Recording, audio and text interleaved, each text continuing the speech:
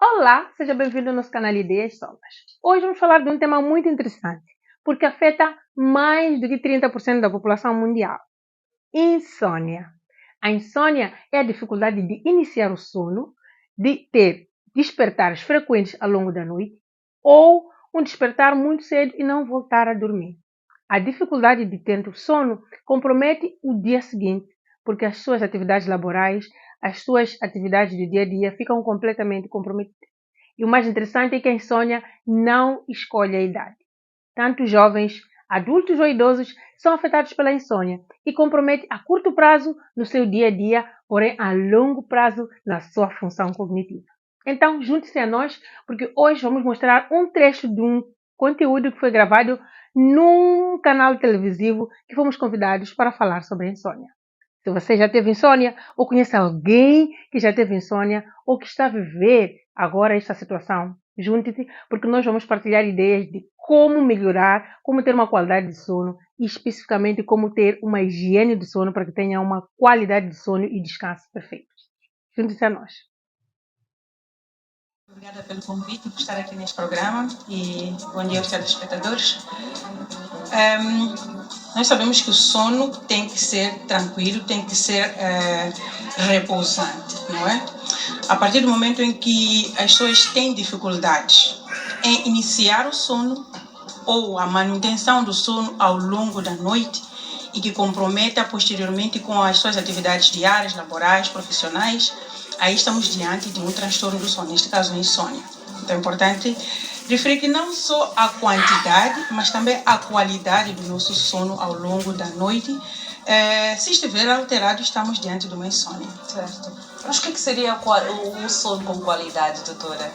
Quando fala de qualidade, está a falar de que exatamente? Pois é, ao longo do descanso, ao longo do sono, o processo do sono passa por diversos passos. Deixa a fase inicial, quando a pessoa ainda está sonolenta, depois passa pelo sono mais profundo, mais repousante, mais relaxante. Tem alguns períodos em que vai oscilando entre uma fase e a outra. Ao longo deste processo de sono, existem várias alterações que o nosso organismo passa para a manutenção deste sono. Também o nosso cérebro muda de funções. Algumas pessoas pensam que quando nós descansamos, o cérebro descansa. Na verdade, ele troca de funções. Existem funções que ocorrem no cérebro para a manutenção da nossa vida, da nossa saúde mental e física.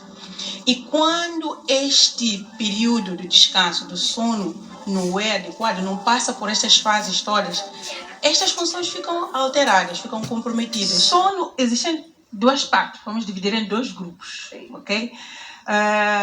Existe a dificuldade de descansar, de dormir, que é a insônia, mas existem outros transtornos do sono caracterizados pelo excesso do sono.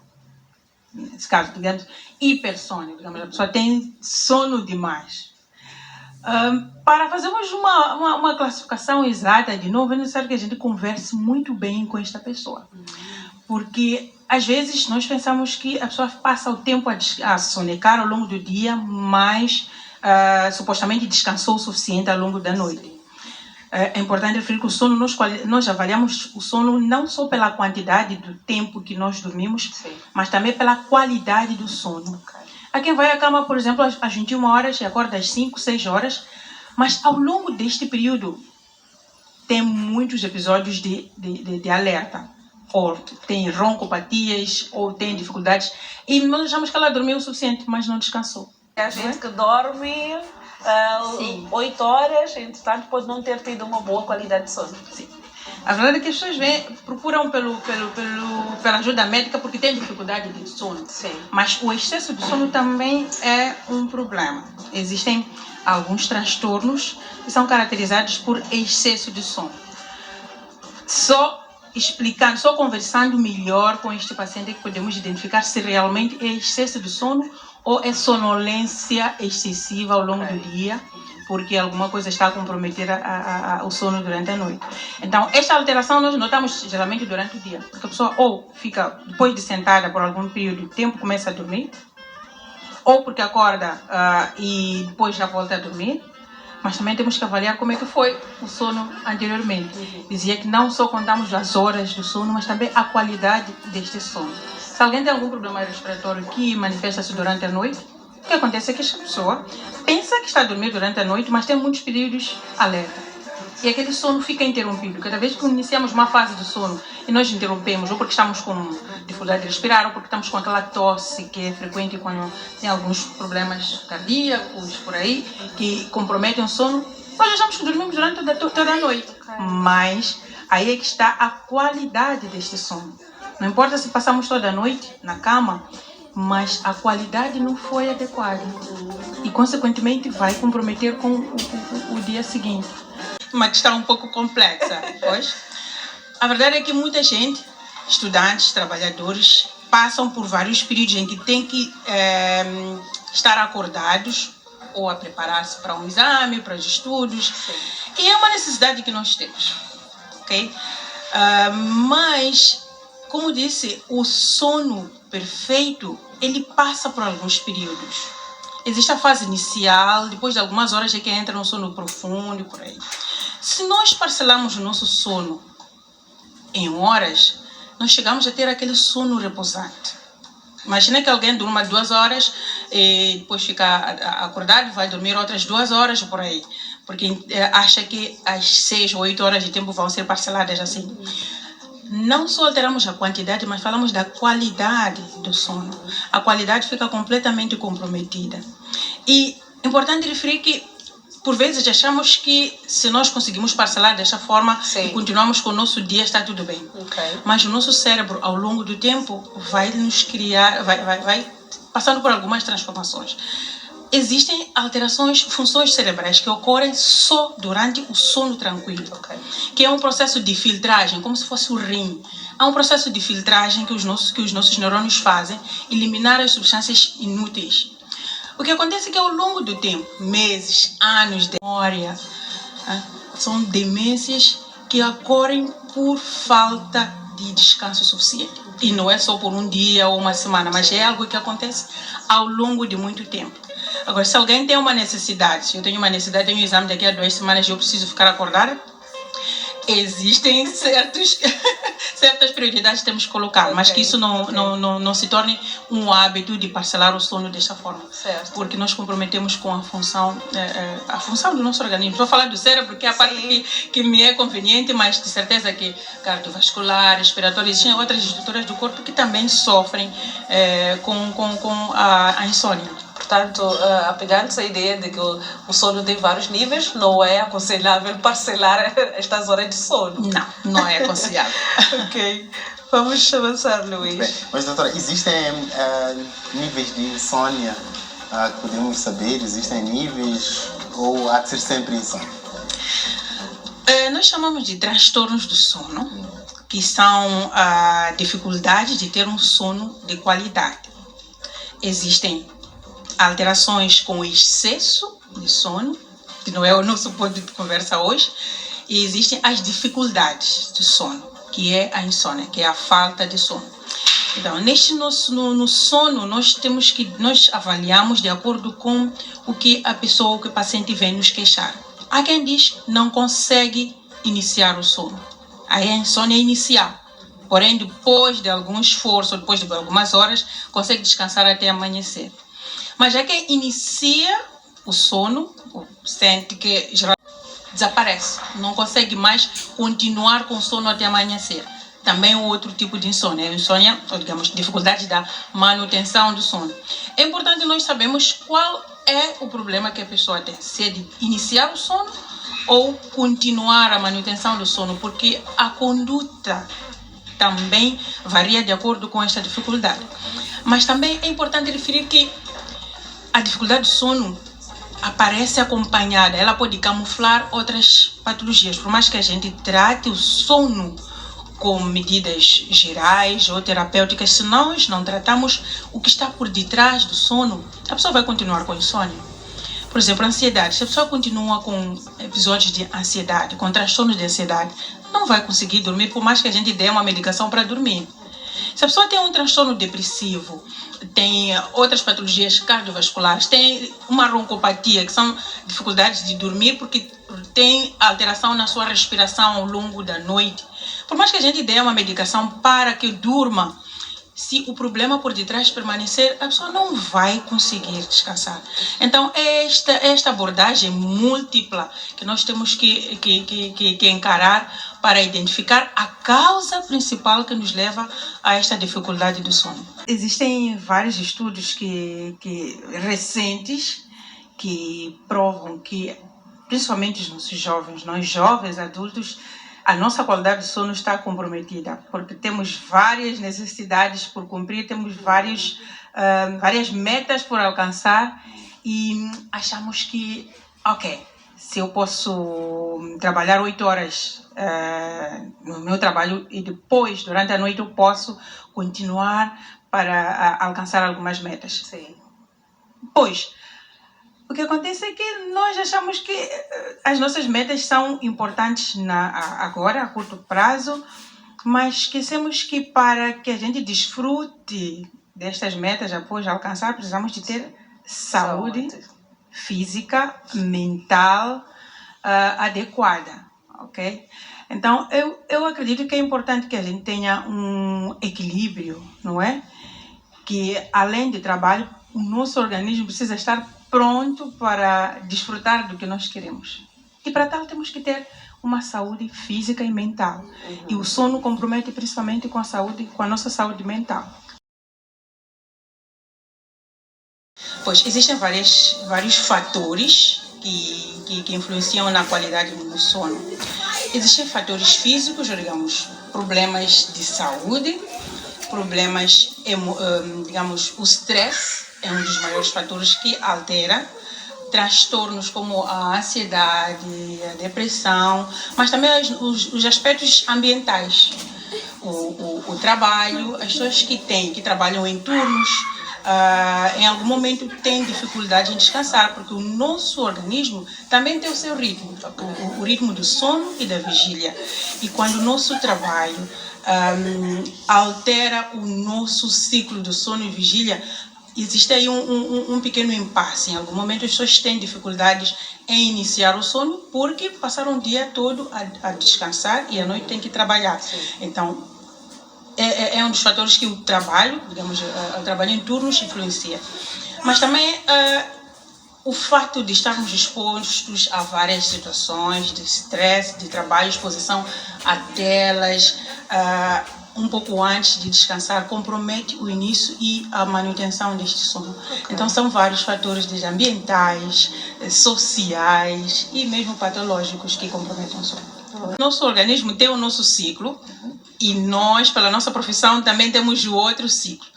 Principalmente nos primeiros dias, nas primeiras semanas, existe sim esta dificuldade. As pessoas têm a dificuldade em dormir no momento em que normalmente o nosso organismo devia estar ativo. Porém, ao longo do tempo, a pessoa vai adaptando-se. Mas acredito que a qualidade do sono vai alterando, porque esta pessoa muitas das vezes não tem o mesmo período. É diferente para quem trabalha de noite todos os dias e durante o dia tem tempo para descansar. Mas já quem tem um turno, no turno uma semana, na semana seguinte de tarde, na outra semana de noite. E aí o nosso ciclo circadiano também fica completamente confuso. Sim. Então nem sempre conseguirá ter aquela qualidade adequada.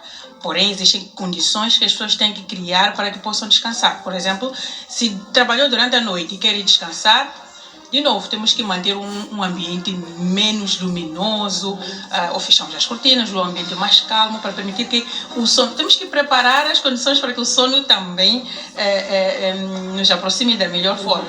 E as mesmas condições, reduzir o consumo de líquidos, porque o nosso organismo tem que estar preparado para relaxar, digamos, para este descanso que o sono nos permite. Tem que repousar, mas também tem que nos renovar. Boa. E isto tem que haver condições criadas. Muito bem.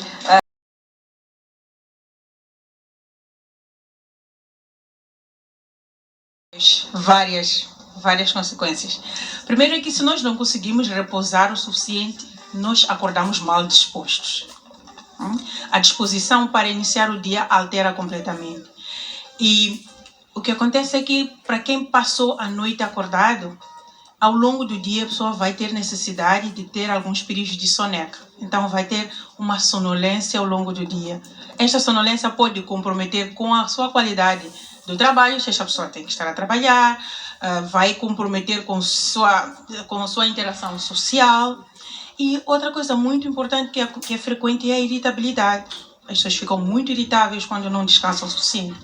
E são consequências imediatas, digamos, a curto prazo. Em dia seguinte, a pessoa fica a má disposição, a irritabilidade, a baixa produtividade. E se esta pessoa passa por vários dias, por muito tempo com episódios de insônia, vai comprometer a sua produtividade laboral, social e bom, então é fácil identificar quando a pessoa não descansou o suficiente.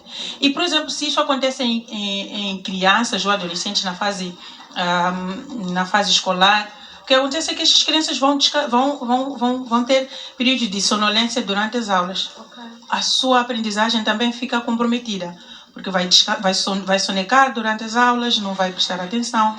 Então, são sinais de que alguma coisa está a comprometer no sono tranquilo ao longo da noite. Queremos ter uma noite tranquila, um sono adequado, temos que começar a implementar. Principalmente para quem já tem uma dificuldade em dormir, ou em iniciar, ou em manter o sono ao longo da noite. Porque há quem começa muito bem o sono, mas depois de algumas horas está acordado e não consegue mais dormir.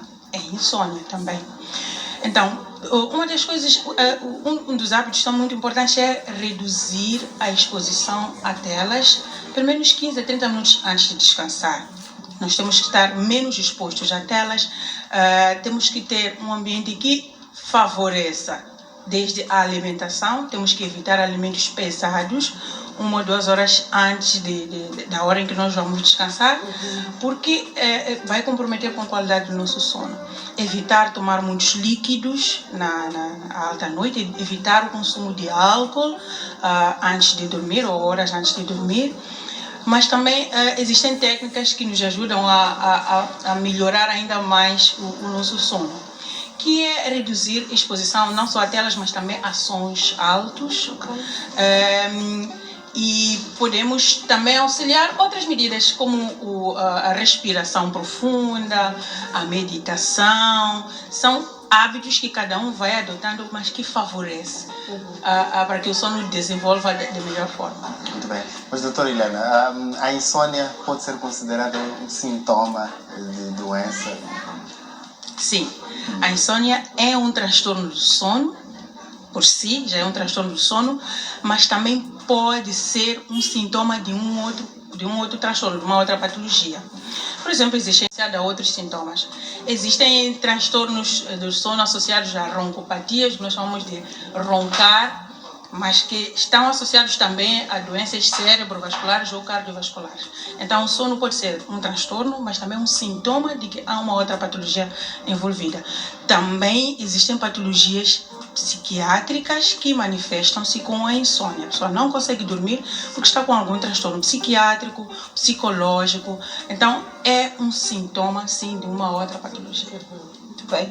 Doutora Helena, uma dúvida que nós temos, falou aqui que o sono tem vários níveis. Quantas horas nós precisamos para ter uma boa qualidade de sono? Pois é, ao longo do crescimento nós passamos por diversas fases e a necessidade de sono também vai alterando. Sabemos que os neonatos, os bebês dormem mais tempo do que ficam acordados. Os adolescentes mais jovens, aí o tempo vai reduzindo. Para um adulto, recomenda-se cerca de 7 a 8 horas de sono. Mas cada um tem as suas necessidades. Há quem consegue dormir o suficiente e acordar muito bem com 6 horas de tempo. Há quem precisa um pouco mais. Então, é um intervalo adequado, porém cada um, de acordo com as suas necessidades biológicas, tem um período específico. Mas, em média, 6 a 8 horas de tempo são necessárias para o funcionamento normal dia seguinte. Doutora, como é que nós podemos tratar a insônia e quando é que nós percebemos que é o momento de procurar ajuda? Pois, existem várias abordagens para tratar a insônia. Primeiro é importante referir que quando nós sentimos alguma dificuldade em descansar, é um sinal de alarme de que alguma coisa não está boa. E a partir do momento que nós já sabemos que o nosso cérebro não só descansa, mas ele muda de funções, nós temos em conta que algumas funções cerebrais estão comprometidas porque nós não descansamos. Já é o momento para procurar ajuda. Porque, como dissemos anteriormente, a insônia não é só um transtorno, mas também é um sinal de que algum outro problema está por detrás. Então, é importante procurar ajuda logo que temos dificuldade de descansar por 3, 4, 5 dias seguidos, porque se nós estamos interessados no nosso bem-estar, é importante que também nos preocupamos com esta situação. Pois, então, logo que tiver alguma dificuldade, é importante procurar por ajuda médica. Muitas das vezes nós temos atividades que temos que cumprir, e o telespectador aqui falou muito bem, por vezes nós temos várias tarefas por cumprir e acabamos tomando energéticos porque queremos manter-nos acordados. O que acontece é que ao longo do tempo, estes energéticos vão nos manter acordados mesmo. O que é que nós fazemos para ter uma noite ou um sono de qualidade? Porque já percebi que não basta dormir 7 horas, 8 horas. Não basta. O que é preciso? O que é que nós fazemos ao longo do dia, antes de dormir? Que tipo de vida devemos ter, não é, para termos um sono com qualidade? Ok. Para que a gente tenha um sono de qualidade, existe uma abordagem multidisciplinar e que começa logo ao amanhecer. É importante que a gente tenha uma alimentação saudável e que a gente pratique exercícios físicos. Atividade física. Não necessariamente tenha que ir ao ginásio, tenha que fazer um esporte específico, mas que a gente que não tenha uma vida sedentária, porque o exercício físico é um dos pilares importantes para a manutenção da qualidade do sono.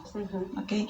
Então, a atividade física, o exercício físico, a alimentação adequada, o consumo de líquidos. É importante nós nos hidratarmos o suficiente ao longo do dia, para evitarmos estar a tomar líquidos no final do dia, o que vai permitir que a gente tenha que acordar várias vezes, ir urinar e vai comprometer com a qualidade de sono.